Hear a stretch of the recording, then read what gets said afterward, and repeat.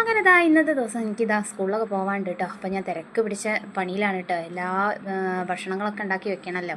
രാവിലത്തെ ഉണ്ടാക്കിയാൽ മതി കേട്ടോ. അപ്പോൾ ഞാൻ പുട്ടിന് കുഴച്ച് വെച്ചിട്ടുണ്ട്. അങ്ങനെ ചായ കുടിക്കാൻ വേണ്ടി പോവുകയാണ് കേട്ടോ.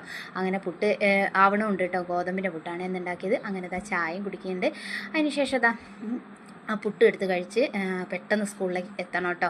10 മണിയാകുമ്പോൾ എത്തണം എന്നാണ് പറഞ്ഞത്. പക്ഷേ ഞാൻ 10:15 ആയിട്ടുണ്ട് കേട്ടോ എത്തുന്നേരം. അപ്പോൾ ഇവിടെ തുടങ്ങിയിട്ടുണ്ടോ കേട്ടോ. ഫാദറിൻ്റെ ക്ലാസ് നല്ല ക്ലാസ് ആയിരുന്നു കേട്ടോ.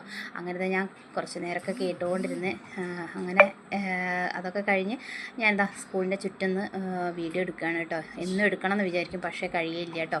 ഇന്ന് ഞാൻ ആസ്വദിച്ചെടുക്കുന്നുണ്ട് എല്ലാം. അപ്പം ഞാൻ ഏട്ടനെ വിളിച്ചിട്ടുണ്ടായിരുന്നു കേട്ടോ, കഴിഞ്ഞെന്ന് പറഞ്ഞിട്ട്. അപ്പോൾ ഞാൻ താഴോട്ട് ഇറങ്ങി നിൽക്കുകയാണ് കേട്ടോ. അങ്ങനെ വരുന്ന വഴിയിൽ കുറച്ച് പച്ചക്കറിയൊക്കെ വാങ്ങിക്കാണ്ടായിരുന്നു.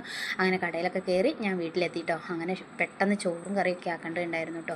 അങ്ങനെ കുടിക്കുന്ന വെള്ളവും അടുപ്പത്ത് വെച്ചിട്ടുണ്ട്. അതേപോലെ ചോറും ആക്കിയിട്ടുണ്ട് കേട്ടോ. അങ്ങനെ മീൻ കറിയാണ് കേട്ടോ അടുപ്പിൽ. ഇത് പൊരിക്കാനുള്ളതുമാണ് കേട്ടോ. അങ്ങനെ അതും ഏകദേശം റെഡി ആയിട്ടുണ്ട്.